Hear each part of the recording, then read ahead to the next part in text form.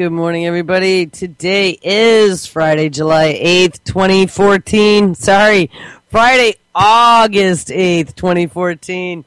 And this is Before the First Cup with Jules and Lady Pitbull here on UCY.TV. Hey. Hey. How are you?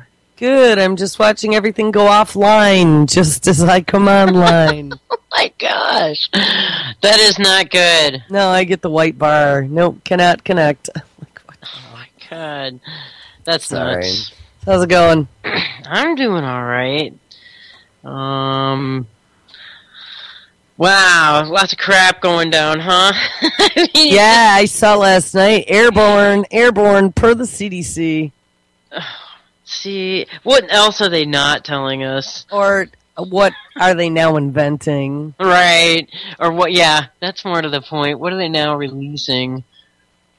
Jeez. There was a break, I guess you'd call it, in Galveston, Texas. There's some high security, here, let's go there. There's some high security national lab of virology or something. Oh, no. Not another one. And yeah, a frozen vial of deadly virus is missing from a bioterror lab in Texas. The Houston Chronicle reports officials at the Galveston National Laboratory say the vial may have been accidentally destroyed during routine cleaning, but they are not sure. The lab says it is highly unlikely that it has been stolen. The virus called, now I thought this was pretty interesting too, Guanarito is from Venezuela, and it is a serious one. It causes Ebola-like symptoms, and there is no treatment. So there's another one out there, people, called Guanarito. Causes symptoms like Ebola and no treatment. I don't know whether to laugh or cry, you know? Yeah. And it was a routine cleaning, so... Yeah, so we may have mean? destroyed it. Oops, accidentally. Yeah, what does that mean? Now, one thing that I see interesting here. Da, da, da, da, good thing I looked. The date on this is March 26, 2013. Phew. But on the other hand, March 26, 2013, have they been percolating this other version? I don't know. We should look at what this Guanaritas is. That's weird. I've never heard of that before. Now, have you? No. So, what if they've been percolating this for a year and a half? So they got it just right. Right. I'm glad you looked at the date. Yeah, well, I didn't at all hours of this morning. Oh, big group yawn. There's many. If it's got the same symptoms as Ebola, I mean, they're probably just, making all kinds of different offshoots of the same, of the original Ebola virus. Well, don't you remember in Africa, those gentlemen that supposedly got on the plane early on and headed toward Italy, got on the plane and tested negative for Ebola, and then they were showing signs of illness when they got to Italy, and they tested them again, and I guess they all tested positive for some other strain. Oh, I'm sorry. That's okay. Some other strain, and they're like, oh! And I'm like, wow, how fast does another strain just, pop up? Yeah, we didn't know that we had multiple strains, I guess. And then they call it a mutation. Mm-hmm. Which is ridiculous. Who's to say that it wasn't some genetically modified mutation? Yeah, that too. It came out of a Galveston lab. Right, that's what I mean. Very similar to Ebola, or symptoms very right. similar to, I don't know.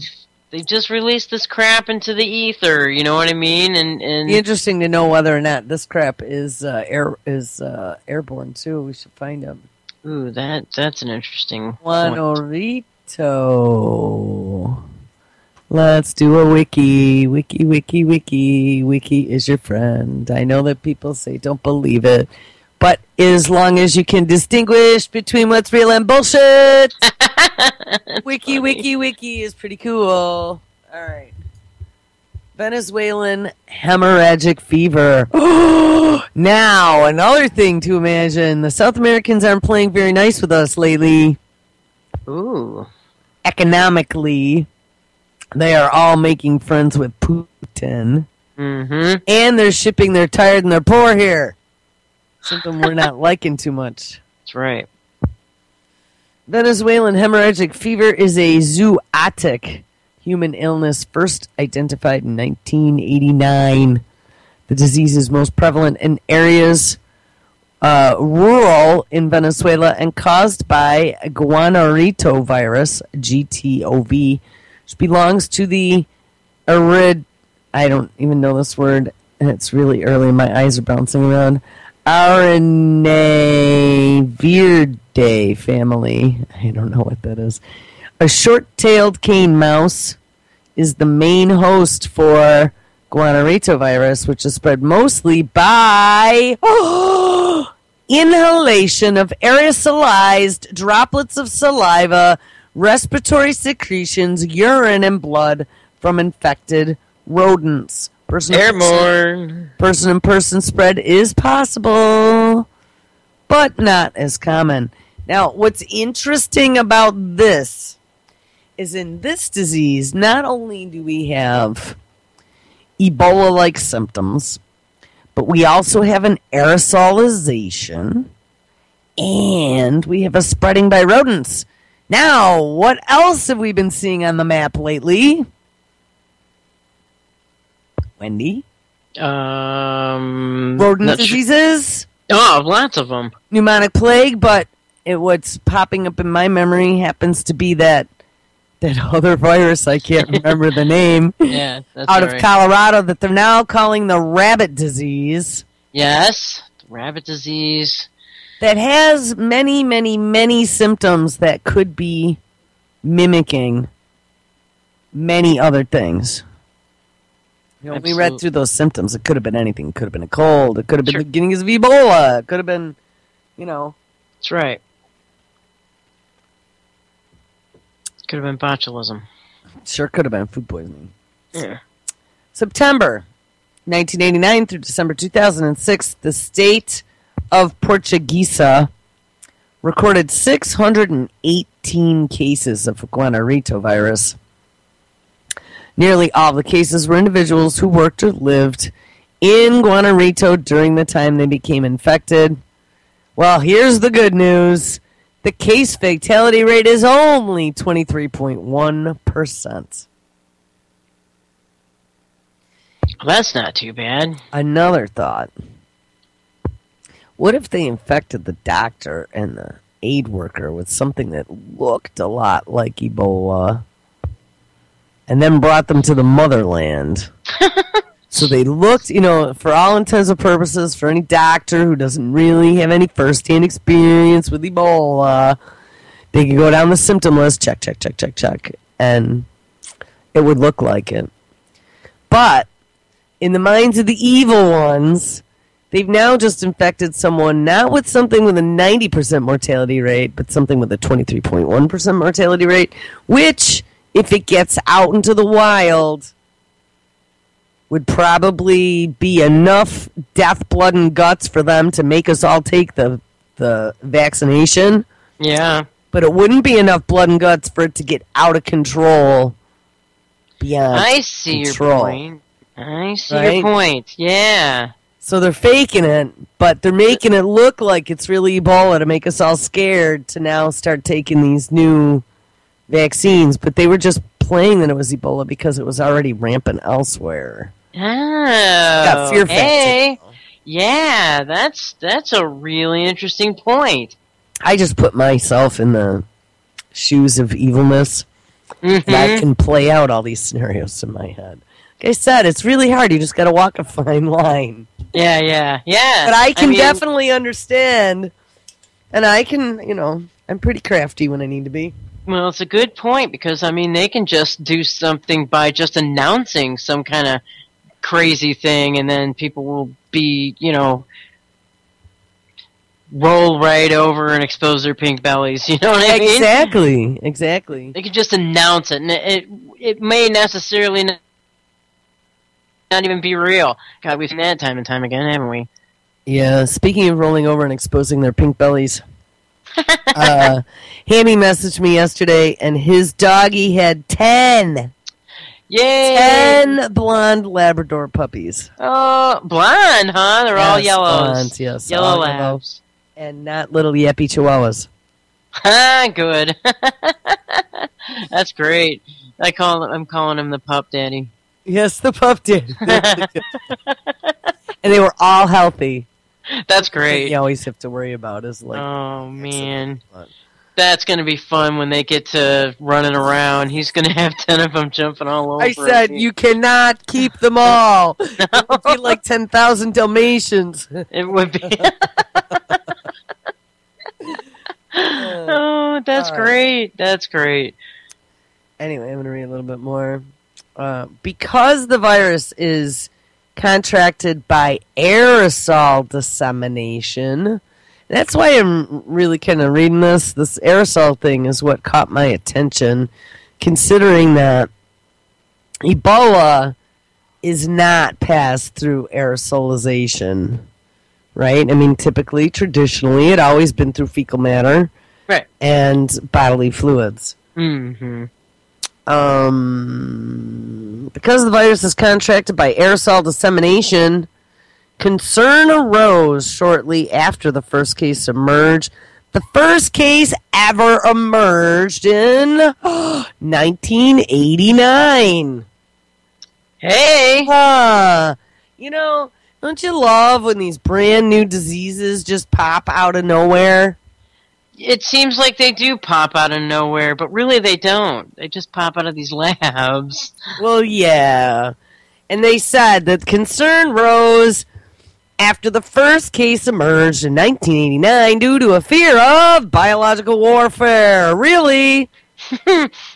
Potential biological terrorism agents were identified and categorized in 1999 by the Center of Disease Control and Prevention as part of the Congressional Initiative to further response capabilities to biological weapons. Aranera viruses causing hemorrhagic fevers, along with a genus of virus called flevoviruses, were categorized into Category A. These are pathogens with the highest potential impact on the health and safety of the public. A notable event in the timeline of this virus's specific scientific knowledge. A notable event in the timeline of this virus's scientific knowledge was the unexplained disappearance of a vial. This is it. I guess it's even been in the history of freaking Wikipedia. From the University of Texas Medical Branch Galveston National Laboratory, announced March 24, 2013. So, yeah, this is even in Wikipedia as a potential for them to let it loose, and everyone knows that their vial is missing. Yeah, and all they gotta do is just sit on it for a little while, and people kind of forget it down the memory hole, and then they, oh, look.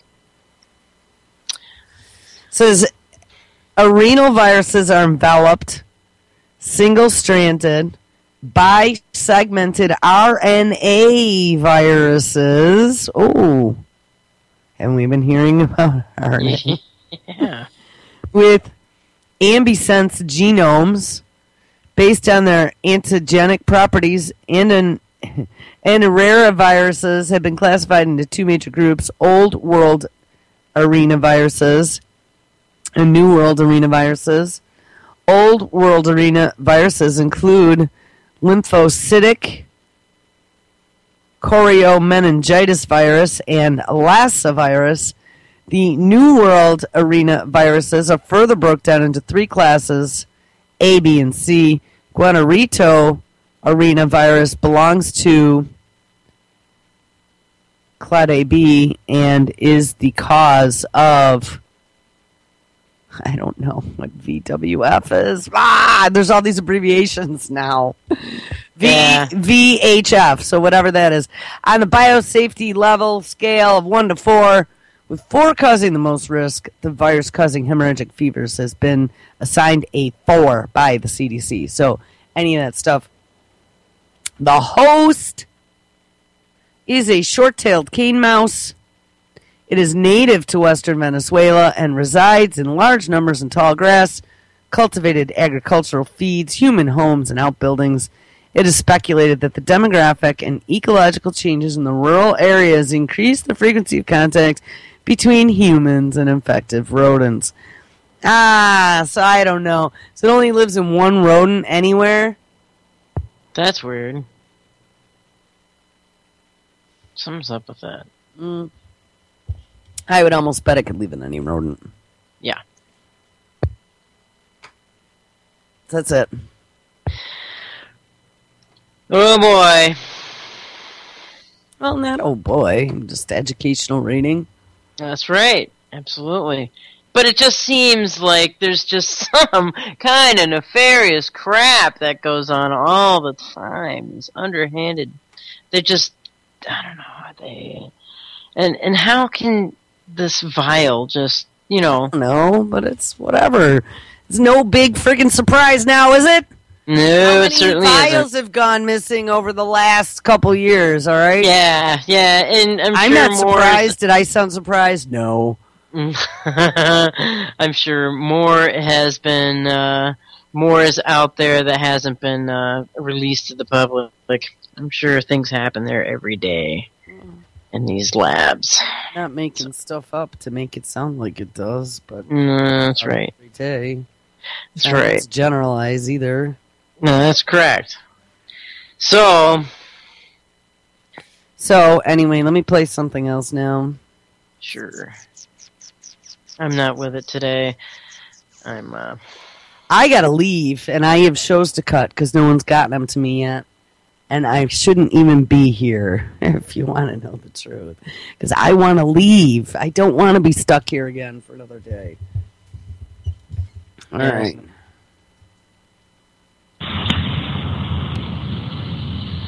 Now that's some bizarro background noise on my computer.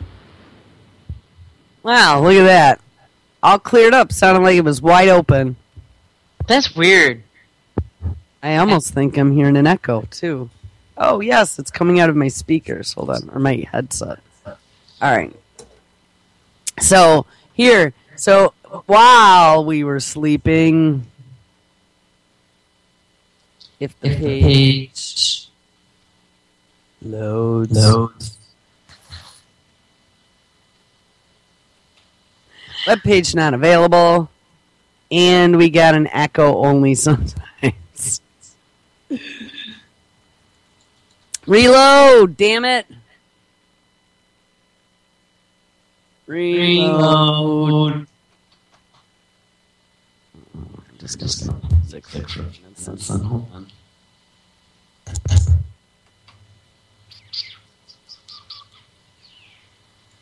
That sounds kind of cool. Gotta find my music. Do. Gotta find my music. Am I echoing too? It sounds like I'm not echoing, so maybe I should be talking. I'm not sure what you're gonna play, so I'm not exactly. Yeah, hold on. I think all of Chrome is dead, maybe. Oh, that's real nice. Well, nothing is loading on Chrome, but maybe they will. Oh, but look, they do on Firefox. The only thing that seems to load on Chrome is Facebook. I don't even use Chrome. I didn't until just recently when they ruined all of Firefox. So Firefox wouldn't play anything anymore. All right, here. While you were sleeping... While you were sleeping. While you were sleeping.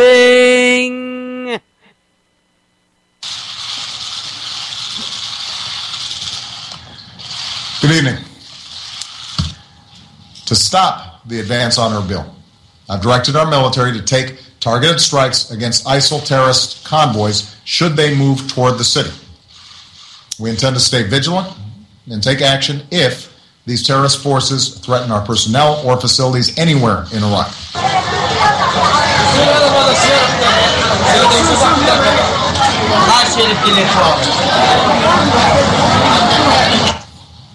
As ISIL has marched across Iraq, it has waged a ruthless campaign against innocent Iraqis. And these terrorists have been especially barbaric towards religious minorities, including Christian and Yazidis, a small and ancient religious sect. Countless Iraqis have been displaced, and chilling reports describe ISIL militants rounding up families, conducting mass executions, and enslaving Yazidi women.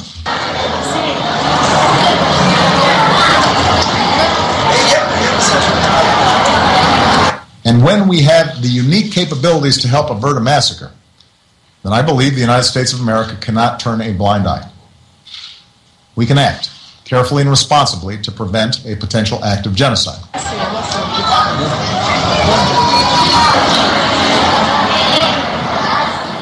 So we're going in for humanitarian efforts. We have now approved bombing in Iraq.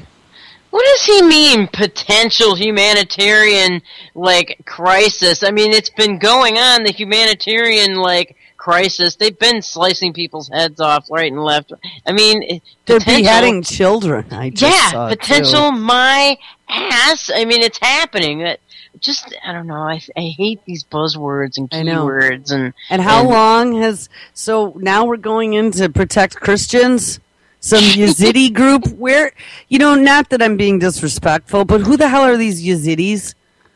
How come we've been listening about Iraq since the early 90s? I lived it. I grew up with it, all right? I've been paying attention to Iraq for a long time. Why have I never heard of Yazidis? I haven't either, and it just seems and now like they're all stranded on a hillside somewhere. Right, and it just seems like they come up with all these new weird names. You know how he said ISIL? Yeah, ISIS. I mean, it's all... Well, ISIL has changed their name to ISIS, who then changed their name to ISIS, except IS confuses everyone, so they went back to ISIS. And actually, I think it was ISIL... AKA ISIS, so it was also known as, not a formerly known as. Oh, I see. I read the State Department memo, remember? Oh, yes, that's right. It was seriously was in the State Department memo, remember that. They had to clarify that. Since it's their damn group. Right. They had to do the update. By the way, I hope everyone was on air last night. I had another one of those coma sleeps. Oh, good. That's After good. dinner, I don't know, I close my eyes, and next thing I know, it's like 3 a.m. I'm like, holy shit. Well, you needed it. Now, did it say that Congress approved this recent airstrike, or is he just doing it? No, I did not see anything about Congress, but that does not mean that didn't happen. Mm. It was just a AP clip, and it did not have a lot of details in the notes. Yeah. Okay. It says, it does say... Obama says he has authorized airstrikes on Iraq. Oh, I see. So now it's anything he wants to do whenever he wants, correct? I don't know, honestly. I don't know. Yeah, this, they're getting everybody... He already authorized the incursion, so... Sure. Here, let's listen to this one. Oh, no one seems to care since we got five views. They're like, nah. Iraq schmarak. Well, this is just going to serve for more innocent civilians to get totally blown away. No, I think there's a bigger plan than that. They're not just in there to blow away civilians. No, I know that. I totally know that. But it just serves, that's all I was saying. Serves to serve that purpose, which is always part of the agenda. Good evening. Today I authorized 2 operations in Iraq. Targeted airstrikes to protect our American personnel and a humanitarian effort to help save thousands of Iraqi civilians who are trapped on a mountain without food and water and facing almost certain death. I said in June as the terrorist group ISIL began an advance across Iraq, that the United States would be prepared to take targeted military action in Iraq if and when we determined that the situation required it. In recent days, these terrorists have continued to move across Iraq and have neared the city of Erbil, where American diplomats and civilians serve at our consulate and American military personnel advise Iraqi forces. At the request of the Iraqi government, we've begun operations to help save Iraqi civilians stranded on the mountain. As ISIL has marched across Iraq, it has waged a ruthless campaign against innocent Iraqis. And these terrorists have been especially towards religious minorities, including and Yazidis, a small and ancient religious sect. Countless Iraqis have been displaced, and chilling reports describe ISIL militants rounding up families, conducting mass executions, and enslaving Yazidi women. Now, I've said before, the United States cannot and should not intervene every time there's a crisis in the world. So let me be clear about why we must act and act now. When we face a situation like we do on that mountain, with innocent people facing the prospect of violence on a horrific scale, when we have a mandate to help, in this case a request from the Iraqi government, and when we have the unique capabilities to help avert a massacre, then I believe the United States of America cannot turn a blind eye. We can act carefully and responsibly to prevent a potential act of genocide. There you go. The genocide's already taken place. Okay,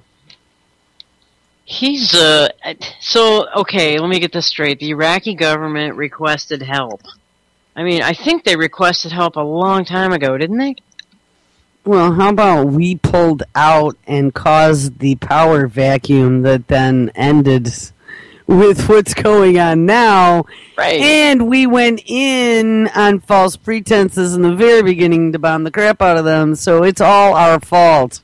And it seems as though we didn't intervene only conveniently, only when it served that there was enough death toll to make it worthwhile to go in there. You know what I mean? It just seems like it was allowed to, rack up and death toll and beheadings. Well, it wasn't even racking up our death toll. We had to make all the cash on it. We made all the profit numbers, and we've allowed Halliburton to get nice and entrenched in there, and Blackwater and whoever else, and ISIL got all the weapons now.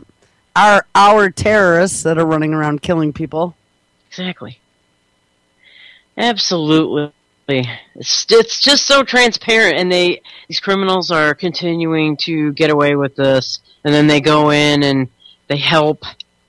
Yeah, it's the typical problem, reaction, solution scenario over and over and over. When are people going to get sick of it? Mm-hmm. And what are we going to do? I mean, there's nothing we could do. They can go bomb whoever the hell they want. Today it's Iraq, and tomorrow it's Syria, and, it really made me wonder. So we're going to go in and start, dropping bombs on these guys now. First of all, hopefully all the Iraqis got out of the way. But second of all, is Islamic State going to fight back? And if they do fight back, so what? They got trucks with maybe Tommy guns on the back to shoot at aircraft. Now, did you see there were I think they were the Warthogs and stuff. They had an aircraft carrier heading in there. I mean, they were pulling out all the stops. Of course. It's a big, big show. On a big, big stage. Mm-hmm. It's all right. You need to talk about something now so I can do the cup. Oh, very good.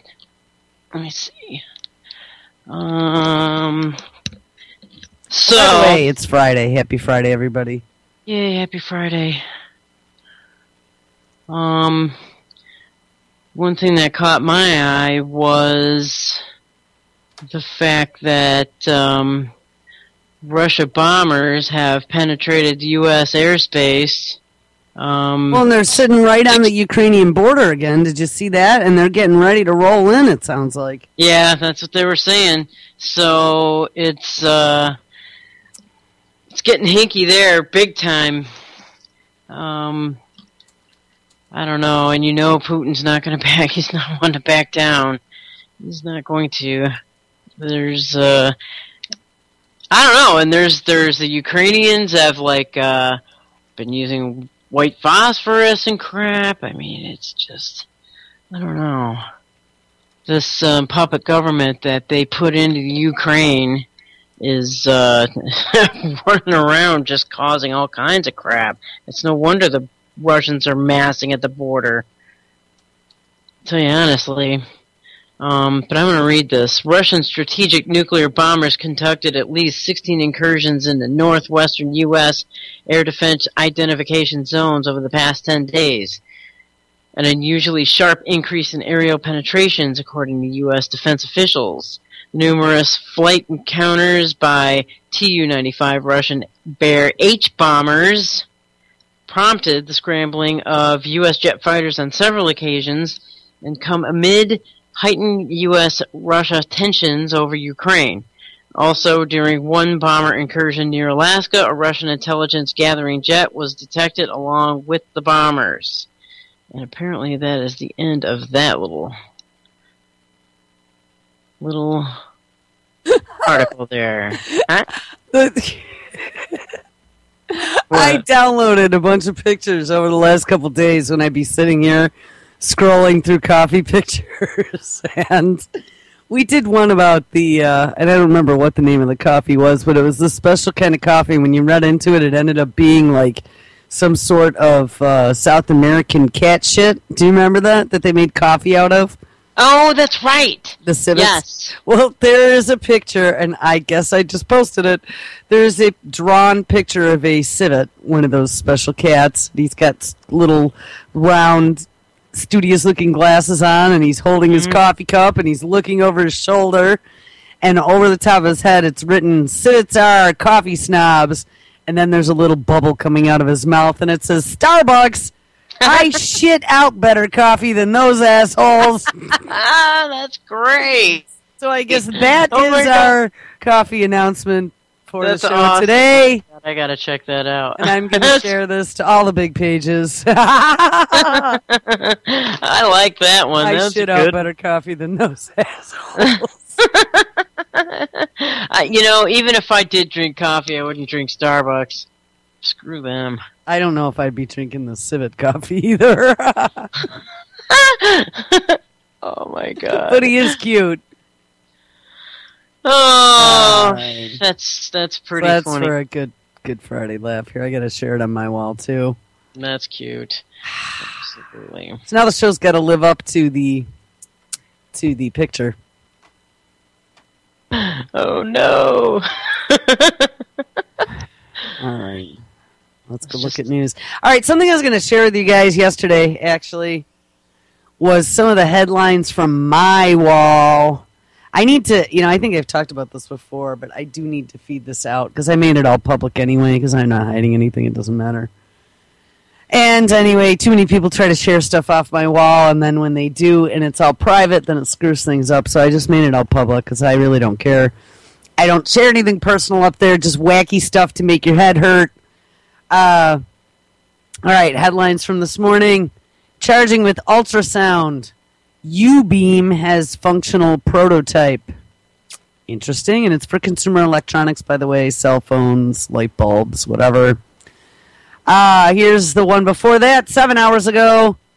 Self-assembling origami robots fold itself and walks away.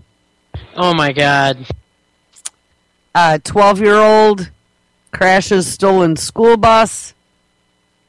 New type of dinosaur, Lacunaterosaura venezuelae, was turkey-sized. Diatomaceous earth, benefits of food-grade powder. Yes, they make the swelling in your hands go away. It did, actually. Within about 2 hours yesterday, all the swelling in my hands was gone, and my knuckles. Wait, how did you take it internally to get rid of it? Yeah, I take it in my orange juice. Awesome. I just haven't been doing it because I got lazy. Oh. All right, here's a good one. Now talk about being paranoid with the munchies. This is not good. Algorithm recovers speech from vibrations of potato chip bag filmed through soundproof glass. What? Yes, what? Researchers at MIT, Microsoft, and Adobe have developed an algorithm that can reconstruct an audio signal by analyzing minute vibrations of objects depicted in the video. So maybe there's a video in here. In one set of experiments, they were able to recover intelligible speech from the vibrations of a potato chip bag photographed from 15 feet away through soundproof glass. Wow. Now, sounded like they really had to try hard at that one, huh? Yeah. It really does. But they are now able to use Maxwell Smart technology and through soundproof glass with, I don't even know, what were they using? I thought I had seen something about a laser. Yeah, that's what it sounds like to me, yes. They used to use lasers to do that way back when. I don't know, or does it not even say? And there isn't a video, so I don't know where it was saying there was a video here. Well, that's weird. When the sound hits an object, it causes the object to vibrate.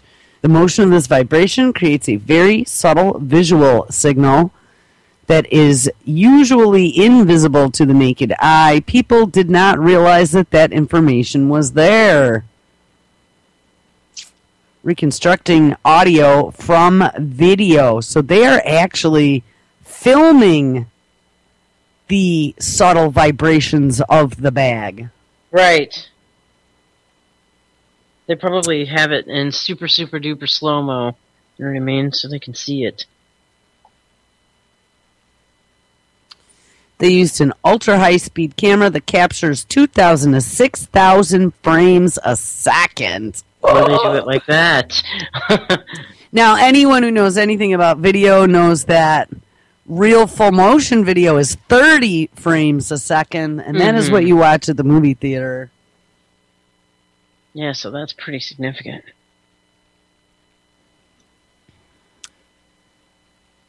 And that is faster than the 60 frames a second that it is possible with some smartphones, but well below the frame rate of the best commercial high-speed cameras, which can top up to 100,000 frames a second. Wow, I didn't know it could go that fast. Yeah, that's what those wildlife experts use to film, like, you know, insects and things like that, and get their wings flapping. You know what I mean? Bees and stuff. Let's see if there's audio here. I love looking at that. When sound hits an object, it causes that object to vibrate. The motion of this vibration creates a subtle visual signal that's usually invisible to the naked eye. In our work, we show how using only a video of the object and a suitable processing algorithm, we can extract these minute vibrations and partially recover the sounds that produced them, letting us turn everyday visible objects into visual microphones. No way! In the silent high-speed video shown here on the left, we see the leaves of a potted plant shown on the right. The video was recorded while a nearby loudspeaker played the notes to Mary Had a Little Lamb.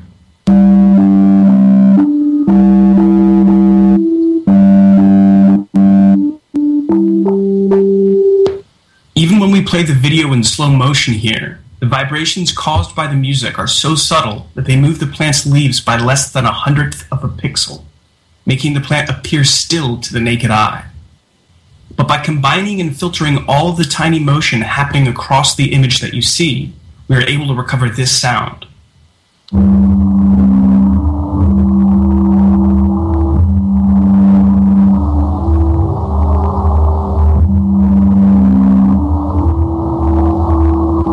That's from a video they recovered that. Wow. Without hearing it. In our next experiment, we recovered live human speech from high-speed video of a bag of chips lying on the ground. But to make things a little more challenging, This time, we put the camera outside, behind a soundproof window. This is what a cell phone was able to record from inside, next to the bag of chips. Mary had a little lamb whose fleece was white as snow, and everywhere that Mary went, that lamb was sure to go. And this is what we were able to recover from high-speed video, filmed from outside, behind soundproof glass. Mary had a little lamb whose fleece was white as snow, and everywhere that Mary went, that lamb was sure to go. In this next experiment, we recover music from high-speed video of some earbuds plugged into a laptop computer. Then we take our recovered sound and use audio recognition software to automatically identify the song that was being played.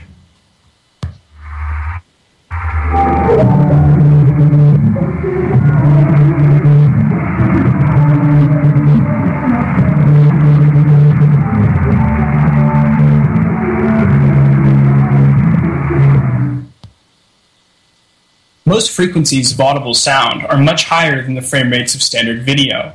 So all of the results we've looked at so far were recovered from video captured by a high-speed camera, which can record thousands of frames per second. But in this next experiment, we show that by taking advantage of artifacts caused by the rolling shutter in most consumer cameras, we can sometimes actually recover sound at frequencies several times higher than the frame rate of our video, letting us recover audio from video captured on regular consumer cameras. Here we see a 60 frames per second video of a bag of candy captured on a regular consumer DSLR while our Mary Had a Little Lamb music played through a nearby loudspeaker.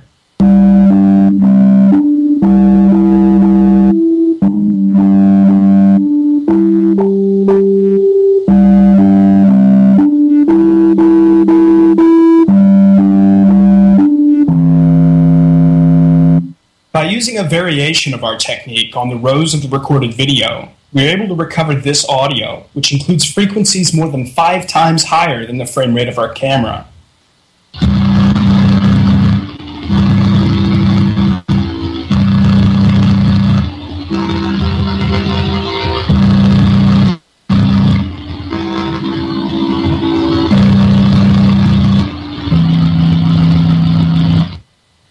And like, we probably didn't have to listen to that whole video, but it's pretty damn scary if you just look at the implications that somebody can use a camera through glass, where you, especially soundproof glass, where you think you might have some modicum of privacy somewhere.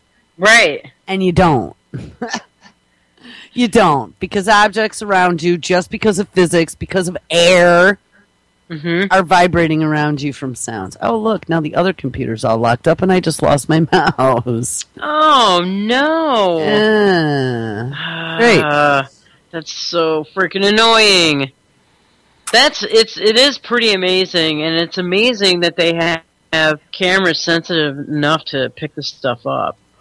It's pretty amazing, too. Yeah. So that's weird. I mean, who would ever think to do something like that? Really, the FBI potato chip bag. That's right, the FBI. That's right. Oh my God! But still, they're only saying it was 15 feet away, so it's not like they can be like yards, 100 yards away or something where they can't really be seen. Results. Code and analysis. Hold on, sorry. Yeah, but so what? They could be hiding in the bushes. True. That's right. So there you go. So you don't have anything to talk about this morning? I'm kind of a dud here today. Okay. Just screwed up, but I can, come up with something for sure. I'll drop it. I'll run. All right. Your $500 heads-up display can make even your junkier car feel like a jet fighter. What? That's funny. Oh my God. A junk car feel like a jet fighter? Right, this one's not going to work either, so we'll skip it. I know that the eye of the storm of Isil, however you pronounce that, sounds like ISIS for some reason, but that the eye of the storm has just crossed over onto land as of maybe an hour or so ago. What are you talking about? The hurricane in Hawaii right now on the Big Island. Oh, okay. The eye just crossed over land about an hour ago. Mm-hmm. And I don't think my friends that are living in their tent, I don't think their tent's either there anymore, or hopefully they were smart enough to pack up and secure everything and tie everything down that needs to be tied down. So, but it's been downgraded to a tropical storm, and right, winds weren't supposed to even be that bad. There was a big infusion of dry air that was coming in the middle of it, and it was winding down. So winds barely hit like 60 miles an hour, so that's tropical storm. But I mean, they're not used to that kind of stuff there. They just aren't. And apparently, especially the rain, there's supposed to be like over 2 inches of rain, and that comes down from the mountains where the volcanoes are and just floods just everything down in the plateaus. So I think the dangerous part of this whole thing is going to be the rain. So I just have friends there. I'm just, a little concerned. I'm sure they're fine, though. I'm sure they are. Yep. It really wasn't that big of a storm. They made it out to be because it was good ratings for Weather Channel. That's for sure. Then they... And there was a 4.5 quake that hit the Big Island just before, sometime yesterday. I saw that. Yep. It was some sort of... I don't know. It was not on my radar screen, but it was some sort of vent quake. I mean, it wasn't a big deal. That whole Pacific Rim has earthquakes every day. Oh, sure. Well, they're right on the Ring of Fire there. Right. So... I mean, Indonesia has, 8 more frequently. Right. Now, it's just, hey, earthquake, hurricane, tropical storm. Gotta get hit sometime. It can't be all like beautiful, beautiful, sunny, happy weather in Hawaii all the time. It's gotta be something to even it out. Bet you they're wishing they're back here in Michigan, though. Mm-hmm. Especially living in a tent. Yeah, exactly. All right. Yeah, go for it. Here, I got one. Scientists use lasers and carbon nanotubes to look inside living brains. Whoa! Phys.org. A team of Stanford scientists have developed an entirely non-invasive technique that provides a view of blood flow in the brain. The tool could provide powerful insight into strokes and possibly Alzheimer's. Of course, it's always for the good of some disease. Some of the most damaging brain diseases can now be traced to irregular blood delivery in the brain. Now, Stanford chemists have employed lasers and carbon nanotubules to capture an unprecedented look at blood flowing through a living brain. Well, I'm going to tell you what. My dad had the stroke. They sent him to the research hospital in Buffalo. And I know that the dye probably isn't good, but that's what they did. They put a little bit of dye in there. They stuck him in the machine, and they saw where the blood flow wasn't, so they could tell where his blockage was. So they've been doing that for a long time without sticking nanotubules into, I don't know. How are they using nanotubules and lasers? Yeah, that's weird. The technique was developed for mice, but could one day be applied to humans, potentially providing vital information in the study of strokes and migraines and perhaps even Alzheimer's and Parkinson's. The work is described in the Journal of Nature Photonics. Current procedures for exploring the brain in living animals face significant trade-offs. Surgically removing part of the skull offers a clear view. What are they talking about? You don't have to remove part of the skull to see into the brain. Yes, but the trauma can alter the function or activity of the brain and even stimulate an immune response. Meanwhile, non-invasive techniques such as CT and MRI visualize function best at a whole organ level, though they cannot visualize individual vessels or groups of neurons. I'm trying to think. They actually made a study movie out of my dad. Oh, wow. I mean, maybe. I could not see in the video, you did not see individual neurons or veins or arteries. I don't know if you even have veins in your brain. You probably have all arteries. Oh, sure. There's little tiny little veins, yeah.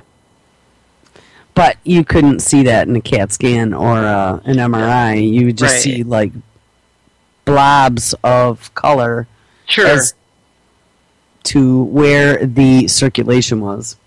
Yes. The first step of the new technique, called near-infrared LALA. What the hell is that? Near-infrared LLA. That's weird. Or near LALA calls for injecting water-soluble carbon nanotubes into a live mouse's bloodstream. Calls for injecting water, so they're like, oh yeah, the water-soluble carbon nanotubes, which those are, by the way, nanotechnology, into a live mouse's bloodstream.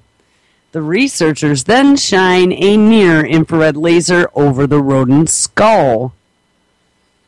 So what happens, it looks like, is these nanotubules in the bloodstream then lighten up here when they shine in a laser. It says the light causes the specifically designed nanotubes to fluoresce at wavelengths of 13 to 1400 nanometers.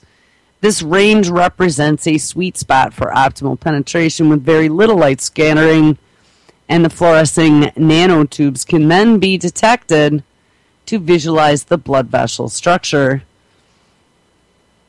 I don't know if I like this. So, which is more dangerous, having water-soluble carbon nanotubes in your bloodstream, or having that dye that causes liver and kidney failure? Oh, right. That they inject that freaking dye that, oh my god, that stuff. Heidi's dad told me, I don't know how many times, that's what caused him to go into stage 4 kidney failure, was that dye. Yeah. That does not surprise me one little bit. That stuff's worse than I don't even know why they even approve for its safety. It's just, I don't know. But then they've got the nanotubes. Well, I've had it a few times, and I mean, I came out all right, but all I'm saying is, what would be more dangerous? Would you rather have the dye put in or water-soluble carbon nanotubules? Jeez. I don't know. I think I'd be going for the dye, personally. Yeah, I would have to take that, too, if given that choice, but man, oh man. Well, if they're going in and they're trying to find more detail, you got to get something, so pick one. Right. Obviously, this one isn't available in humans yet, so you're going to have to take the dye. And, like I said, I've had it a few times, my mom's had it a few times, we all came out okay, but Heidi's dad to this day insists that that's what caused his kidney failure. He's like, don't get the dye. And when I'm laying in the emergency room and they're trying to discover whether or not an infection made it to my brain, well, I didn't have much of a choice. Right. Well, once, maybe twice, okay. But more than that, I would imagine that's got some kind of a cumulative effect to it. Well, it's probably toxic. Mm-hmm. It's dye. Yeah. I don't really know what the ingredients are, and so I wouldn't say that, but I would assume that the older you get, the harder it is for your body to detoxify. True. In which case, you get loaded up with dyes and stuff like that, especially if you haven't been cleansing yourself internally, and it could cause toxicity. Yes. Amazingly, the technique allows scientists to view about 3 millimeters underneath the scalp and is fine enough to visualize blood coursing through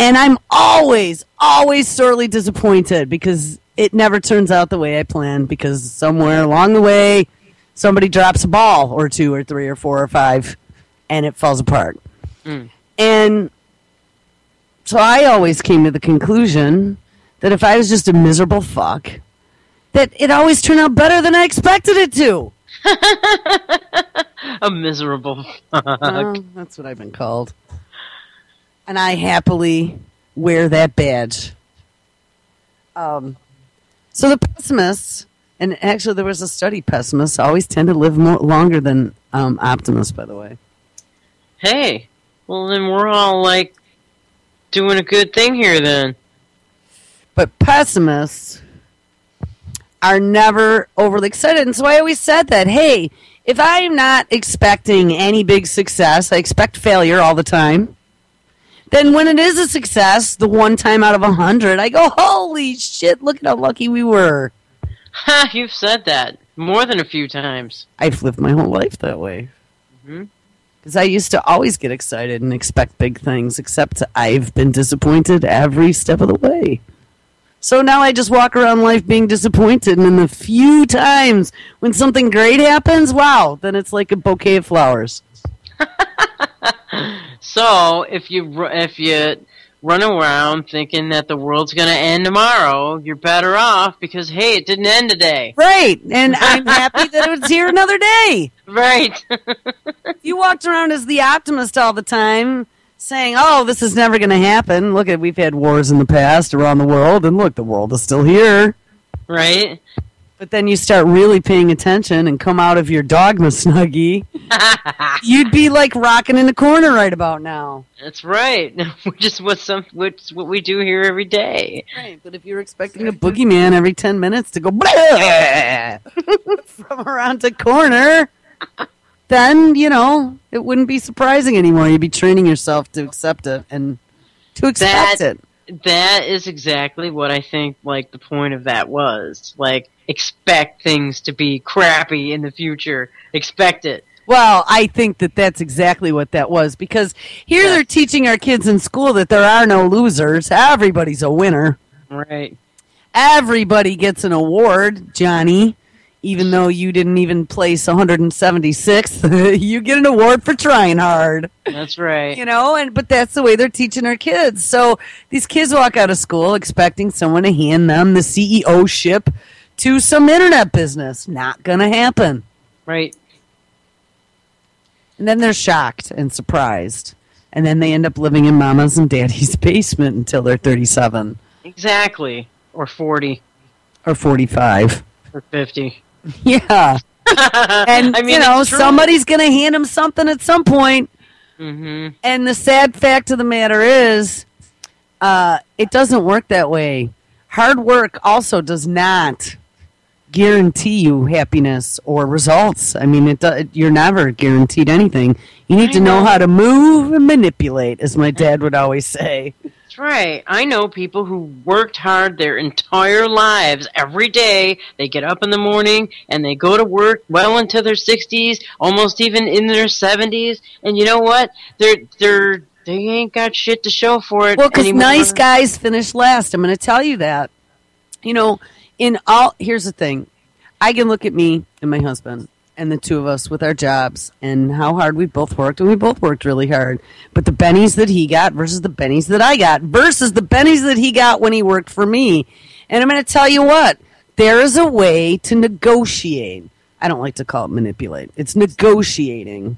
And if you are good at negotiating, then you find ways to get benefits that maybe aren't necessarily monetary added on as a way to get like a bonus or as a way to get a raise. You can't always go with your hand out, especially when times are tough and your work review comes around. And even though it's great, they might not have the money to give you a 4% raise or whatever they're going to give, right? Right. So maybe this is the time that you negotiate an extra week's vacation or a company car. I did that once for a raise. I got a company car for a raise. See, that's cool. Things that are not in your face on the books, but they're kind of the back door on the books, but they're things that they can sometimes write off. Like a company car is a write-off. Oh. Yeah, so therefore it benefits both of your, both the parties there involved. Oh, I need a notebook computer. Why don't you give me a notebook instead of this desktop that you gave me? You know what I mean? And sure. Get them to buy you a new machine. That's a write-off. That's right. Why don't you give me gas for my car when I travel? Because that's a write-off. That's actually how I got my laptop. Well, there you go. Yeah, I managed to negotiate all kinds of things like that because I would never take no for an answer. And guess what? You want me to work hard, then you better give me the tools, and you better make sure I'm happy. And it doesn't have to be monetary. I like things, too. Sure, absolutely. But that was how I managed to get to a certain point, was because I just didn't sit there, and when they said, oh, no raises this year, I didn't look at them and go, okay. Right, you know? Yeah. I said, well, hey, no. How about this? No, well, how about this? I would always have all these. And finally, in the end, they wanted me to shut up because I made their ears bleed, and they'd always agree to something and sign the papers. See, being able to stick it out is actually one way you always win, too. That's awesome. Well, it's just negotiation techniques. But the thing is, the key to happiness, have low expectations, is what they now are spewing out over the public airwaves. So you know that means that our expectations will be lowered whether we like it or not. That's correct. That's what I got out of that little clip. Whether we like it or not. And there's all this subtle crap going on all over the place. Just, be prepared because it's all not going to be here. No power Wi-Fi connectivity could fuel the Internet of Things reality. No power Wi-Fi connectivity. That work. These are smart devices, people. DARPA and Samsung. Imagine a world in which your wristwatch or other wearable device communicates directly with your online profiles, storing information about your daily activities where you can best access it all without requiring batteries, or battery-free sensors embedded around your home that could track minute-by-minute temperature changes and send that information to your thermostat to help conserve energy. Oh, yeah, this is really making me feel warm and fuzzy. I am not living in a smart home, by the way. I'm going to go live in a tree hut. Yeah, no doubt. This not-so-distant Internet of Things reality would extend connectivity to perhaps billions of devices. Sensors could be embedded in everyday objects to help monitor and track everything from the structural safety of bridges to the health of your heart. Oh, yes, we're going to put sensors right into our heart. By having a way to cheaply power and connect these devices to keep connections to the Internet has been keeping this from taking off, but now the University of Washington engineers have designed a new communication system that uses radio frequency signals as a power source and reuses existing Wi-Fi infrastructure to provide Internet connectivity to these devices. Now, I've read about this before. Yes, it's called Wi-Fi backscatter. And it's a technology, is a first that can connect battery-free devices to the Wi-Fi infrastructure. If the Internet of Things is going to take off, we must provide connectivity to the potentially billions of battery-free devices that will be embedded in everyday objects. We now have the ability to enable Wi-Fi connectivity for devices while consuming orders of magnitude less power than what Wi-Fi typically requires. And hold on, we might even have a phys.org video. I'm not going to hold my breath. Maybe I'll just let it spin in the background while I'm reading. In this project, we ask if it is possible to connect battery-free devices to the Internet. And can we do this using the wireless networks around us? The challenge, however, is that traditional networks like Wi-Fi and Bluetooth consume 2 to 3 orders of magnitude more power than can be harvested from the TV, cellular, and Wi-Fi transmissions all around us. we introduce a new communication mechanism we call Wi-Fi backscatter. Say we have a Wi-Fi router and a Wi-Fi enabled laptop. Instead of transmitting complex Wi-Fi signals, the RF-powered device encodes data by either reflecting or not reflecting the Wi-Fi router's signals. These reflections result in changes to the Wi-Fi signal strength that can be detected using off-the-shelf devices like laptops, smartphones, and Wi-Fi routers. Since we do not generate Wi-Fi signals and only reflect them, we can communicate with these devices using less than 10 microwatts of power. Here we see Wi-Fi backscatter in action. The setup consists of our Wi-Fi backscatter transmitter, an oscilloscope showing the transmitted signal, an off-the-shelf Wi-Fi receiver, and the received signal strength and encoded data on the computer screen.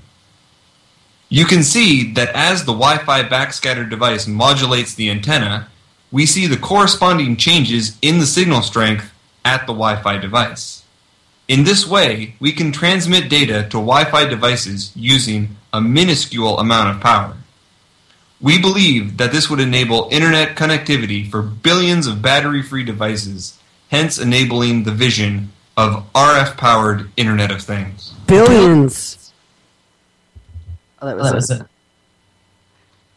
Billions of devices. That is just, I mean, and aren't those like, hasn't that been proved to like cause cancer? Those RF freaking frequencies? I mean, holy crap. No. I mean, RF is radio frequency, so I guess if you're standing in front of an AM tower, that's pretty heavy-duty frequencies. Sure. I think any frequency, if you get enough of it, is probably going to cause some free radical damage somewhere, but even Wi-Fi is only 2.4, I mean, the current one is 2.4 gigahertz, and then there's the 5.8 gigahertz, which are the same as your wireless phones. You know, not your cell phones, your wireless phones.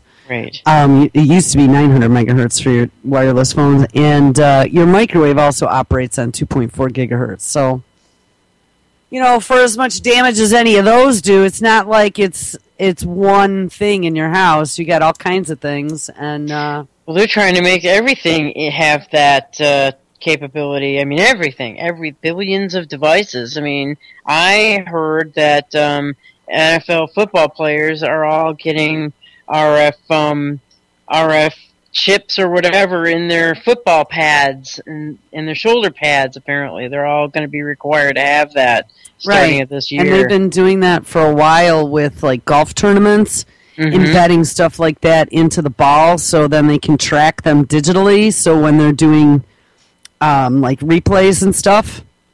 Right. I don't know if you've ever seen that, but they can literally like change the color and slow it down and oh yeah, okay. So that's what I was assuming, is to be able to when they're filming the games, to be able to track more easily. But it's called the Internet of Things. It is what the Smart Dust is all about. It's to enable being able to watch everything, every second, every minute on the planet. And you know, when I first started this show, I remember ranting about the biological storage, and don't think that that's gone away. That is something that they had been working on in the lab. This is when they still were trying to hack the genome, which when we read about Luca, the operating system of all life yesterday, apparently they already have. But with being able to use biological storage, it was, storage has always been a border that they couldn't cross. When we were still looking at the days of plattered hard drives, we were limited as to how much storage you could put on so many platters.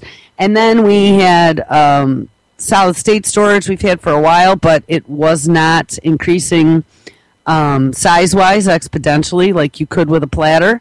Now they're getting up there. I don't know what the solid state for flash is, but it's in the gigs now.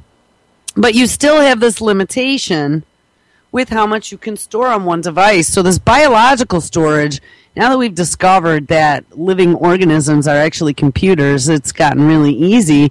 And they had postulated, and this was another DARPA thing that they were working on, they had postulated that every single sound made, word uttered, butterfly wing flapped, petal blown, pollen spore floated ever in the history of all of life on planet Earth could probably be stored in 1 pound of biological storage.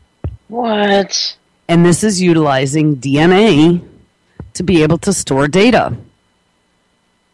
So, I don't know. That frightens me because it makes me think of Jabba the Hutt. Oh my God, worse than like that. A big blob of fat with DNA in it. All the history of the human race inside. Yikes. I can't even wrap my mind around that. Yeah, it's pretty horrifying. I don't know where that's at. That was a few years ago. I was reading about that stuff. And it was before the NSA data center. I'd actually postulated that was how they were going to store all that damn data, was in biological storage, a big Jabba the Hutt in the middle of Utah. Here's another story. So we talked about powering everything, and this is called You will be one of the things in the Internet of Things. You. Yes, you. That was Pink Floyd. And how secure are the devices that make up the Internet of Things, you ask? You don't need to break a code. You don't need to capture a server. Hardcore hackers wouldn't even bother with it, said one of the hackers. They find access too easy. The Internet of Things is the next big thing, a universe of devices connected to data centers, your fridge, your toaster, your alarm clock, your garage door opener, your pickup truck, your self-driving car, your thermostat, your intelligent toilet, yes, and other doodads. Now, they've had that intelligent toilet for years in Japan. They're already taking samples every time you go. Send it to your doctor. And they have things like that I mean... My husband's grandmother, before she passed away, she was having some heart trouble and whatever, and so they were doing blood scans and, dip tests and whatever, and they had her connected up to this wireless little box, and she would just have to put the strip in, and it would just deet and send the data automatically to her doctor. So yes, they could do stuff like that already. They're equipped with a computer chip, other hardware, sensors, and software that can pick up all sorts of data and transmit it via Wi-Fi, cellular, Bluetooth, Zigbee, which I don't know what that is, RFID, and other wireless technologies to hub devices such as smartphones or PCs, which then pass it on via the internet to a trusty data center where the data will be used and monetized by one or more corporations. Yay! Yo. Somebody got it. Yes, we will all be monetized, bagged and tagged. That's what it's all about. Right. All the way down to your pee-pee in the toilet. They will somehow find a way to utilize that and make money on it. They will, too. You know it. Oh, look, her ShopRite ID card says she bought blah, blah, blah, blah, blah, and now look at 24 hours later, her blood sugar's way up. Whoa! I mean, they'll use it for R&D. They'll use it for something. Sure. And as we know, various government agencies can access this data in a snap. And it doesn't say this, but especially with Obamacare. Because now, any of that data that was protected under the HIPAA Act will no longer be protected by those pesky privacy laws, according to Obama. They're just too damn pesky. You'll be able to close your garage door with your smartphone. Now, I'm going to tell you what. My husband and I played with this stuff probably 15 years ago, the smart home stuff. X10, anyone familiar with X10? They've been on the internet for probably 10 or 15 years, probably 15 or more years. They had little modules that you could connect to your light switches, connect to, I don't know, your water. You can connect to all kinds of things that had an internet connection. It connected via Wi-Fi. You had an interface on your computer. we actually were working on one that we were building for the smartphone. So you could be remote, you could be on vacation, you could turn on your sprinkler. You could actually set timers. There was a whole timer app in the back end. So every night at 8, I want my light to come on in the living room and in the kitchen, and I need my water sprinkler to turn on, after 9. So that was already something. And the one friend of mine that I worked with for many, many, many, many years, he was quite the evil genius. He was the guy that when I was about, let me think. Oh, God, I must have been maybe 7 or 8 years old, that I remember my mother reading the article in the newspaper about this guy that hacked into the phone company back in the early 70s and was making long-distance phone calls for free, and the feds came and got him. And, oh, my God, he was in his parents' attic doing all this. Oh, man. This whistle thing. And 30-plus years later, am I not an engineer sitting in the same room with him? And he and I are like the best of friends. Oh, my God, I can't say his name, but I loved him so much. We had so much fun. And I could not believe, he took me out to lunch one day. We're blah, blah, blah, blah, blah, blah, meeting of the minds, two crazy people, and just all these crazy inventions that he made. And he's blah, blah, blah, blah, blah. I mean, it was just constant. We could not stop talking. And he's telling me about the story the one day when he was like 12 years old or 14. He was quite a bit older. And he used to go downtown Buffalo every time there was a fire. He would wait. He'd look in the paper and he'd see that there was a fire in some big building company or whatever, and he'd wait a day or two, and then he'd like sneak down there covertly and go digging through rubble looking for phone equipment. Wow. And so we acquired all these different PBXs and wires and handsets and cables and whatever, an entire ladder rack up in his parents' attic, and had this whole phone network that he built up there. And trust me, the kid was like 14. This was just a little hobby that he was playing with, And he discovered, though, is the early days of hacking. That was why they called it freaking. It was because they had those little Captain Crunch whistles, and they realized that the phone network was not based upon zeros and ones, but rather tones. And so if you picked up a telephone handset and you blew certain frequencies in a certain order, do, like, the old days with the telephone. Yeah. Oh, yeah. It was how the switches worked. They were optical switches that worked on sound. Well, actually, I don't know if they were optical. They worked on sound. Because I'm trying to think. I'm thinking about when you used to actually have an operator, and she would have to manually connect the two ends of the call. It's like now you have an IP address at either end, and that's how you direct things. But back in those days, you used to have an operator. But anyway, in the days with sound, he had discovered a way to make calls by picking up and blowing certain tones in, and he can make these long-distance phone calls. And God forbid what a terrorist, because the phone company showed up right before dinner at his parents' house and took him away at 14. Oh, my God. And he made some major news in the local Buffalo paper. And here I am. I must have been like 7, 8. And, I mean, Ma Bell in those days was like the government, Right. It was all non-regulated still back in the early 70s. And so I distinctly remember that story because it was like, oh, somebody went against the government. And it was a 14-year-old kid. Yeah. And so, to think that 30 years later, here I am working with this dude. It was just too funny. I couldn't believe it was him. And he had a photocopy of the of one of the articles, and he went and got me one just for me. So I still have. Oh, that's awesome.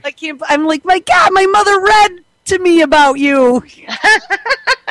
Did they offer him a job? Terrorist hacker? Huh? Did they offer him a job?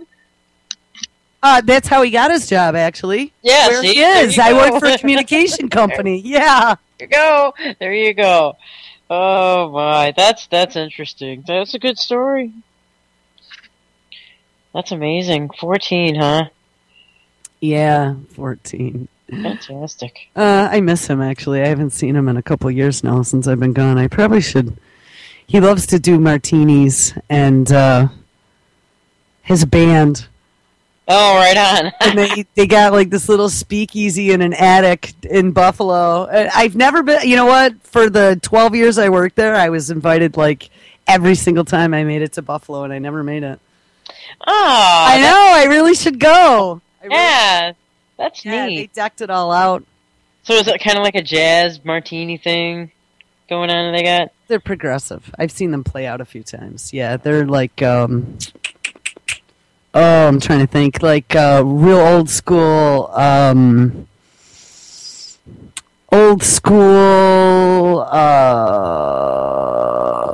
shit. Let me think of a band. How about Lark's Tongue and Aspic? Who is that? King Crimson-ish? Oh, okay. So garage type. Garage style. No, not garage. King Crimson was very progressive, artsy type stuff. Mm-hmm. Real old school, like original. Oh my God, Dance on a Volcano. I'm like having brain dead. All right, come on, Cubie Doll. Who can dance on a volcano? Yes, you do. Abacab. Hello. Abacab. Oh, Phil Collins? No, not Phil Collins. The name of the band. He was the drummer. Oh, yeah. Yeah, I know what you're talking about. Google? I can't remember. Google is your friend. Genesis. Genesis. Okay. Old school Genesis. Again, progressive. Not right. the shit. I think there was even a band before that, too. Before it was Genesis. It's the one I can't think of. Oh, well. Okay, got your point. Anyway, I'm still reading. So get back to the smartphones. The only reason that I went off on that was because of, I don't remember why. Oh, the X10. Right. The X10 remote control from 15 years ago. Yes, so my friend, the hacker cracker from back in the 70s, had that working way beyond and before any of this. That's why he didn't have it all tied into the internet with like his own apps. He just had their standard apps, so that's why we were trying to write a mobile app for it. Wow. So then you literally could be on your cell phone turning your sprinklers on and off. Oh, okay. So that you guys were messing with that years before. Oh my God, we also had this, we were building this portal. Well, I don't even want to get into too much of it, but one of the things that we were going to do, and I was talking about tracking, I was invested in this tracking company back in the mid-90s that was supposed to be for taxis. I mentioned it yesterday. And then it became, oh, look at Nana, who got, had exposure because she got lost with her Alzheimer's, and we need to now track Nana. And, oh, look at abducted children. We need to track children now. And so we were like, well, hey, let's jump on the bandwagon and build a mobile app so you could track your family members on your cell phone. There you go. Well, we had that all working already. We did. We had that working, and that was probably, I would say, 99-ish, maybe 2001-ish. Yeah, I got it on my $1 million idea card in my $1 million idea box, but yeah. So whatever. It made me all kind of creeped out about it, so we opted. How come you guys never got the credit for it then? Well, because we never pushed it out there. We let everyone else do the creepy shit. It was kind of creepy. Yeah, absolutely. Interesting. All right, so anyway, you'll be able to close your garage door with a smartphone, check how many times your kids opened the fridge and what they took out, and you'll be able to chart it. All right, Johnny, you pulled the milk out of the fridge 8 times, and I saw that it got sucked down halfway, and look at your BMI has gone through the roof. Uh-oh. Oh, yeah, this is not going to be good. Once shit's database, that's where the power comes. That's right. What we do. We database things. But databasing things, databasing is great compared to the old days where you didn't have any way to collect any of that disparate data. Because now you could run reports on it. That's what I've always been saying. I mean, that's how I go sell shit to companies, man. Got to get your shit all databased. But that databasing is going to bite us right in the ass once the big business and government has it all. You're damn right, because, you eat too much sugar, well, you get to be taxed on the rest that you consume. Yeah, exactly. Or fees. There's some new videos coming up here too, so I want to check these out before we run out of time. But here, let me finish reading this. Yeah, and this is how they used to sell this, by the way. I remember when they first were talking about the smart fridges. Back in 2004, I redid my kitchen. And, I mean, it wasn't even redoing the kitchen. It was the initial doing of the kitchen in a house that I bought that was, like, completely destroyed by the previous owners with their 6 children and 8 dogs. That we went through every bit and piece of this, and it was gross. Oh, boy. So we literally, this house had to be taken down to bare walls and subfloor and fixed. But it was all right, I mean, it was at a right price to be able to do that too. But so when we did the kitchen in 2004, for the first time ever, I was going to get a matching refrigerator and stove. And so I went shopping, and I really wanted to get stainless, which, by the way, I would never recommend it now. Yeah. I mean, I got the one that's got, like, the lines in it, so it doesn't show as much in the way of fingerprints and stuff, but you know what? For the cost, it wasn't worth it. Number one, I probably could have been just as happy with black. And secondly, don't get the TV with the internet. Because I remember they just came out, and I was like, look at it's an LCD in your refrigerator, and you can have internet. Well, that was when Internet of Things was just starting. They really didn't have anything that it would connect to yet. Though you could connect it to your Wi-Fi router, but it wasn't pulling any stats out of your fridge. Mm-hmm. But I will guarantee you that they have that now. Oh, yeah. So anyway, this is the way they were selling it, though. In turn, your fridge and your pantry will be able to put together your grocery list, transmit it to your smartphone while you're shopping, and directly to the company that delivers your groceries.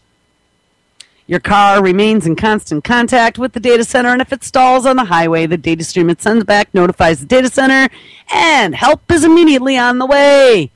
But if you're speeding, it might also send the data directly to the proper law enforcement agency, so when you get home, you already have a speeding ticket and email, which you wouldn't be able to do that if it were a self-driving car. Don't forget. Self-driving car will always obey the rules. That's right. And take you where you're supposed to be going. There's no getting lost. Your thermostat senses what's going on in your home, learns the details, the comings and goings, and if anyone is at home and who, and it also adjusts the temperature. Now, something I want to mention, guess who had this technology in at least the mid-90s, already fully functional with some sort of sentience? DARPA. No. Oh. An individual, little geeky, glasses, evil, horns. Yes, he did. You would walk into a room in his house, and it would already know who you were, and it had all your preferences stored. So it lowered the lights, and it turned up the music, and it, the walls had LCD panels on them, so they knew that Bill liked fall scenes. Oh, jeez. Turned on the light jazz, low lights. False. But it was the smart home. He already had that running in the mid-90s. Yes, he did. And he impressed all of his friends and family. Oh, I'm sure he did. Let me see now. It just reminded me of something else I wanted to bring to your attention in the middle of all this, speaking of Microsoft. But we're not going to get there yet. But you got it, man. It's all for your own benefit. And guess who's at the forefront? Well, we've talked about this a million times before. Google. Google and their smart partnership with Samsung. Oh, yeah, and I forgot. They acquired that company called Nest. That's the thermostat company. Google is at the forefront. It acquired Nest, whose thermostat learns the details of your home and its occupants. Wouldn't it be cool if our homes could be more aware, if they could learn from us? They also invented Google Glass. They are experimenting with self-driving cars, and the possibilities are endless. Yeah, remember, they also have the Immortality Project. And 8 DARPA robotics companies. And based on Google Glass, work is being done to link factory workers to the Internet of Things to make them more efficient. Well, yeah, and then Bill Gates says, well, don't worry, all your jobs will be replaced by robots. Internet-connected wearable devices will transmit data automatically, which allows the factory's computer system to manage and adjust, for example, tooling and equipment on the fly without human intervention.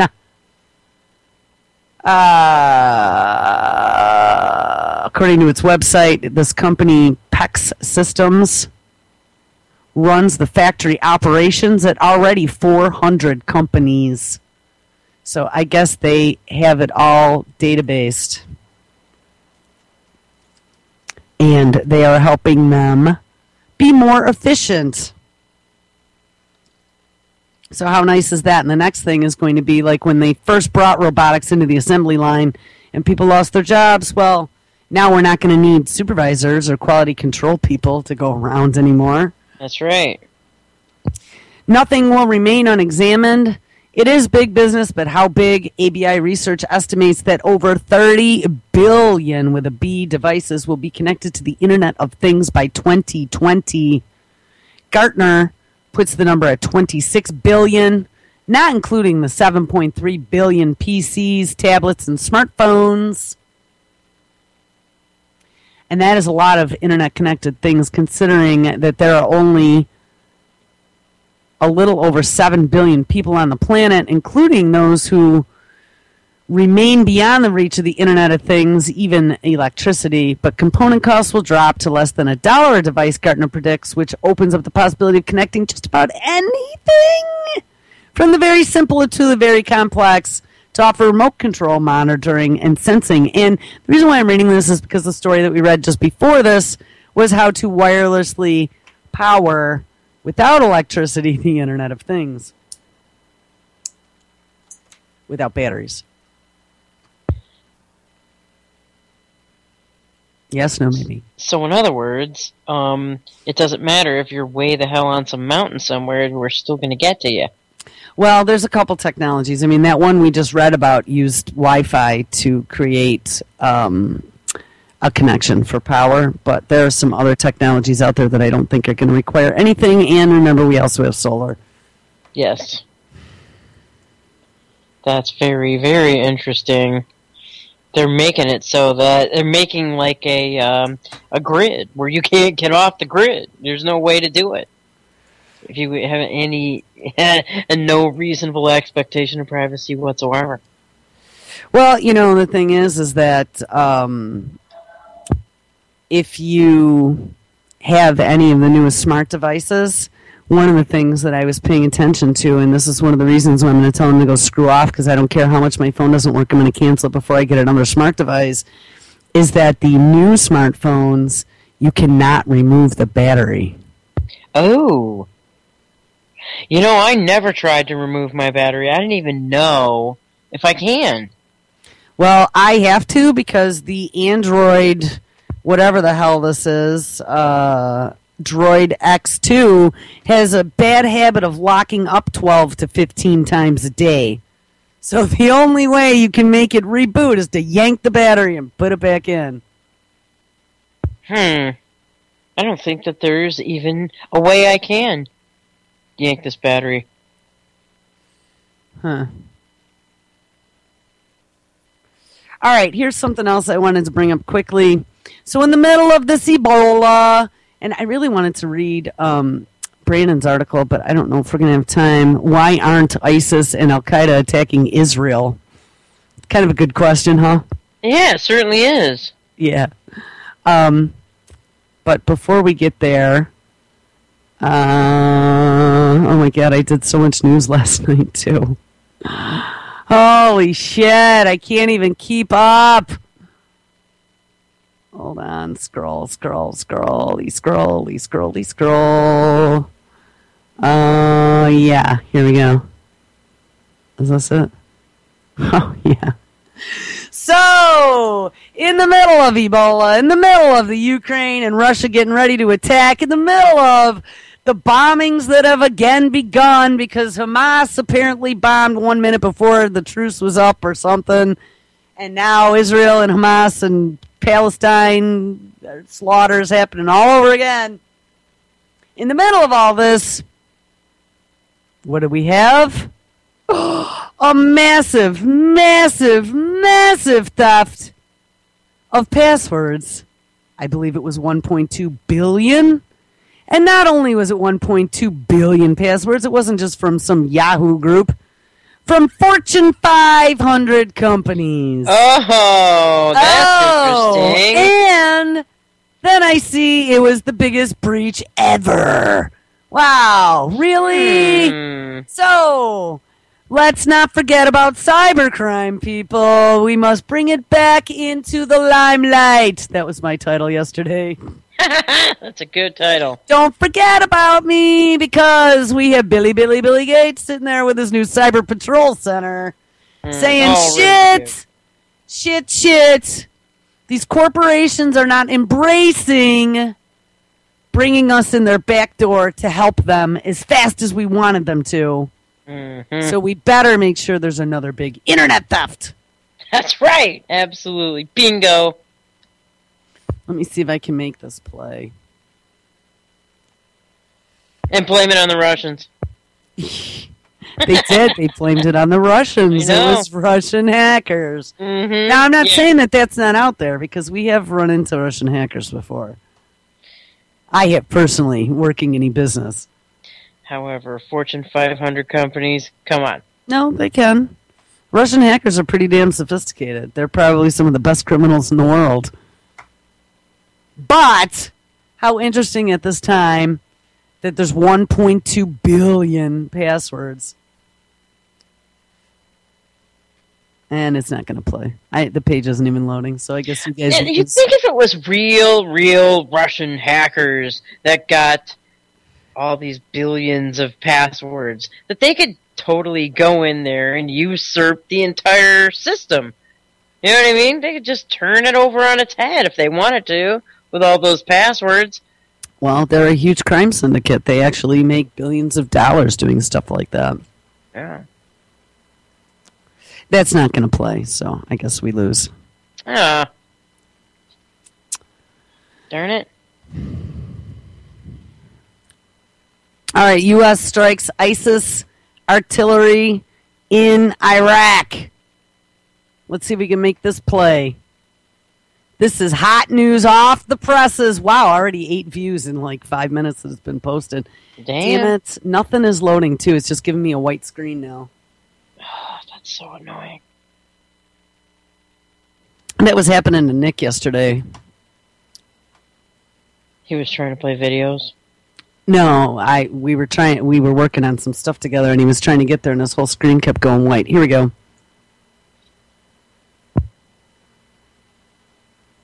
Maybe. At least my screen's not white now. All right, hot off the presses. Oh, we found a video for the origami robot. Yay! Oh my god! See that in the feed. Oh, cannot play it at this time. It's my computer. Origami robot. Can you imagine that? Seriously? I mean, that's like a whole new twist on Transformers. Yeah. I find that very interesting. I wonder if if you saw a video, wow.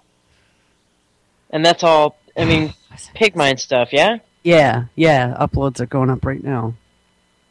Right on. PigmineNews.com.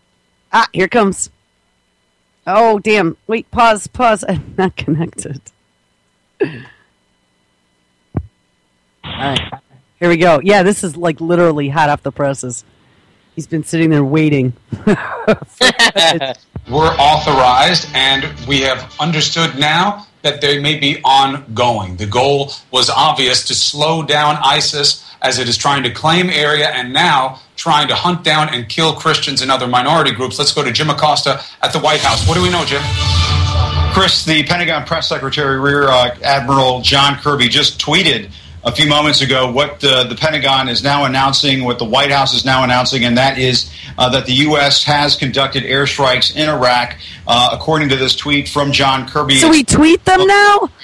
Conduct strike on ISIL artillery. The artillery was used against Kurdish forces defending Erbil near U.S. personnel. Chris, that has been one of the thresholds for the White House, for the Obama administration, for launching airstrikes. Those U.S. military advisors in Erbil, the diplomatic consulate that is also there. The president, White House officials were saying yesterday, if that was being threatened, if those personnel were being threatened, that the U.S. would launch airstrikes. And the Rear Admiral John Kirby, the Pentagon press secretary, announcing on Twitter that those airstrikes have happened. And so the second part of this operation the president announced last night, one being those humanitarian airdrops, the second being to authorize airstrikes. The second part of that mission has now begun. Chris? We had heard, Jim, from the ground that it's not enough just to feed these people. You have to do that. But otherwise, if that's all you do, you'd be fattening them up for slaughter. So these attacks, these strikes are not a surprise. But the way they're worded is also interesting, that they were coming to the defense of Kurd positions defending the city of Erbil and surrounding situations. That matters, right? Because the U.S. has a history with the Kurds, and this would be seen as an extension of that relationship, yes? That's right. If there's any pro-U.S. or the most pro-U.S. Part of the Iraqi population, it would be the Kurds in the north. The U.S. has always had really the most confidence in that part of the country, the Kurdish defense forces up there and so forth. But make no mistake, this is really about preventing and stopping genocide. You've heard this from the UN ambassador, Samantha Power. Valerie Jarrett tweeted it. Oh, Valerie Jarrett. So going in for humanitarian reasons again. That's right. There are people sitting on a mountain that we need to go save. Yep, and they just tweeted out the fact that they're going in there and bombing. Tweet! Yeah, and they're tweeting it. Yeah. They're tweeting it. Here, I couldn't stand listening to any more of that babble, but there's another one. Let's see. Maybe.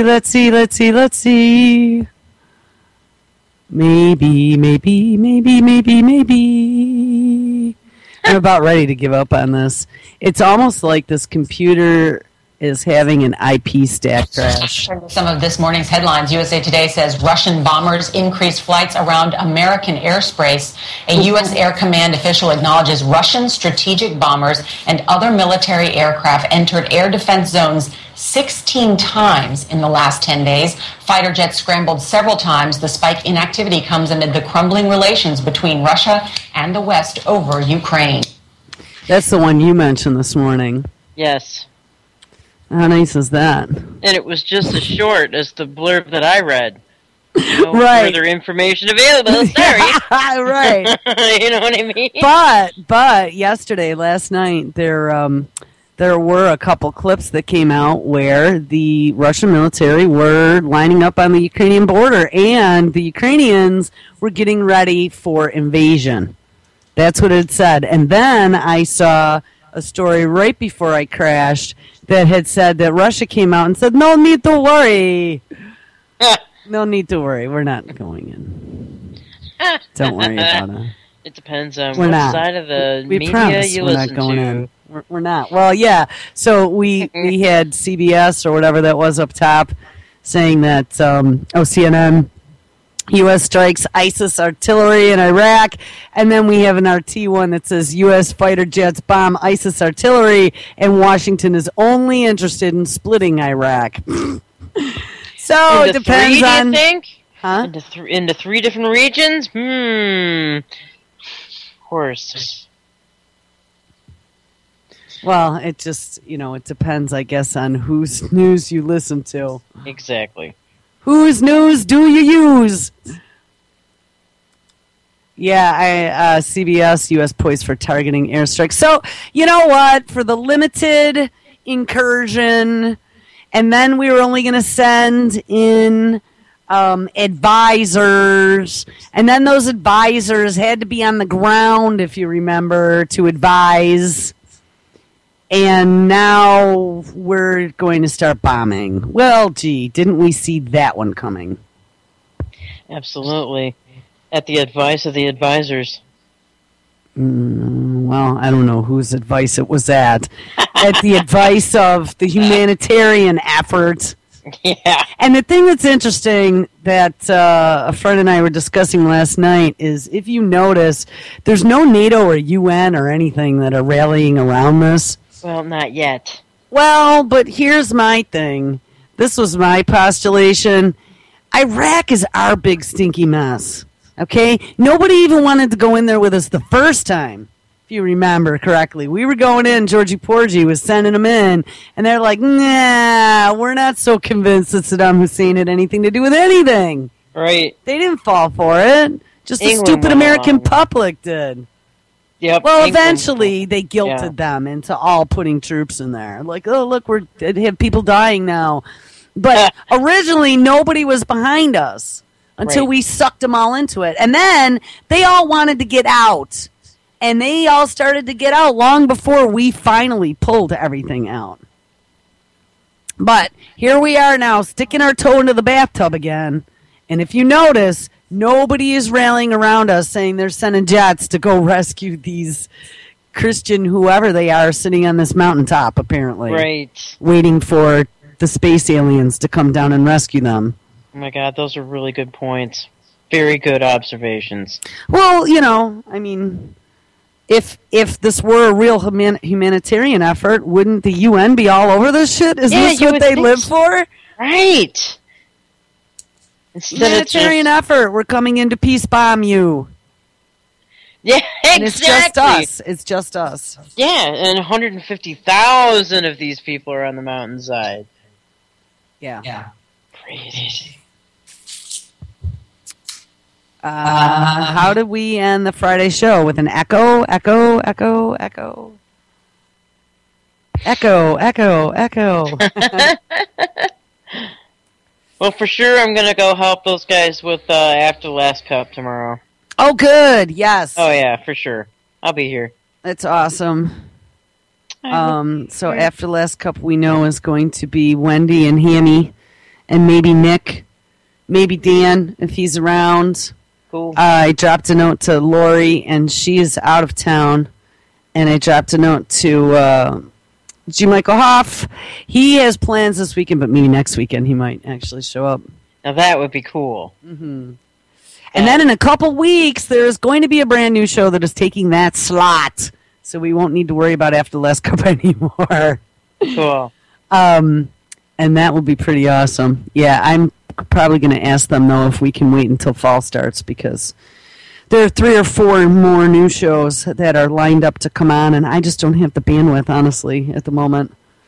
Otherwise, I might go completely insane, and I can't do that.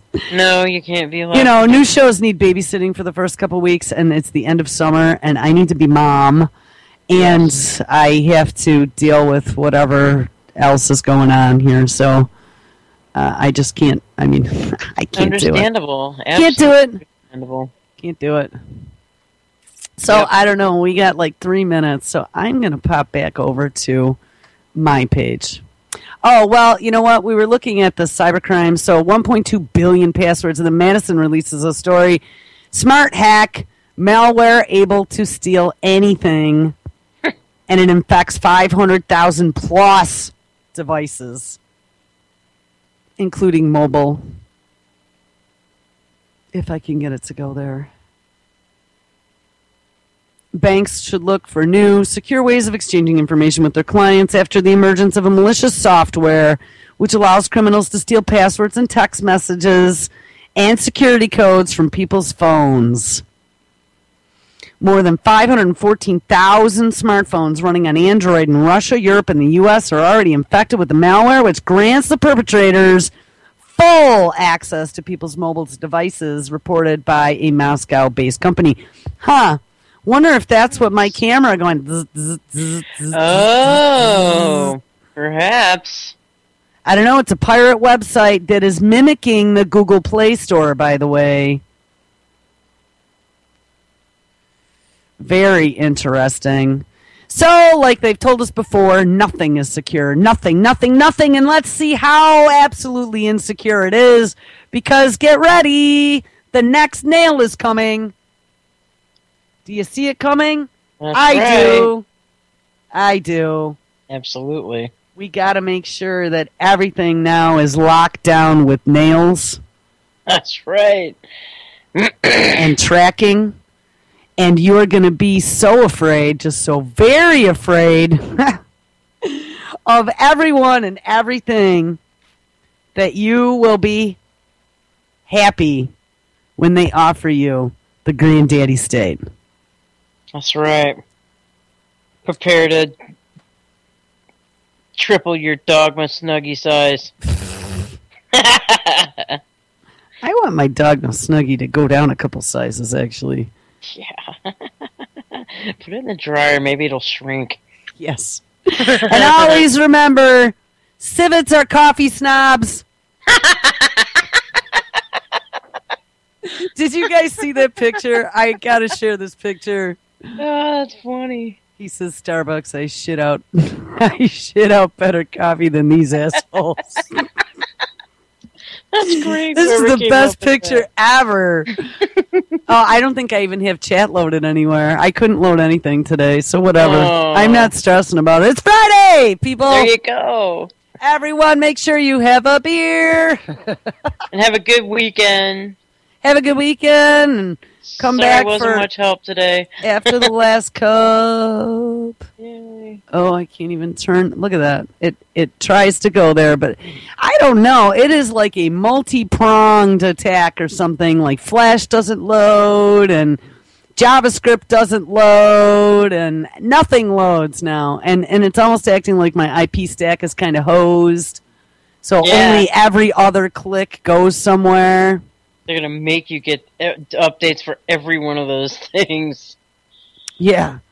Update now because it's insecure. Maybe it's hackers. That's right. Oh, Russian here we go. hackers. Russian hackers, yeah. All right, there we go. The Civet is in the chat room. Looks like we lost the whole audience today. Yay!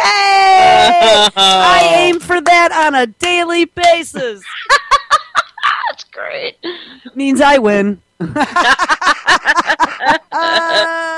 Oh, no. All right. Crazy ladies with Fantastic. coffee. That's all it is. Oh, I love that picture. All right, people. Everyone have a wonderful, wonderful, wonderful Friday and Saturday and Sunday if you can swing it. Stick around tonight. We have Mr. Josh on at 5. Dr. George Simon's replay is on at 8 p.m. Eastern. Brandon on at 9. United Front Radio on at 10. And Levon is live at 11 p.m. Eastern tonight, as always. All right, thank you very much for being on today, Lady Pitbull. Thank you guys for listening. Again, it's Friday. We always love a Friday. Try to have a good time. And Thank you.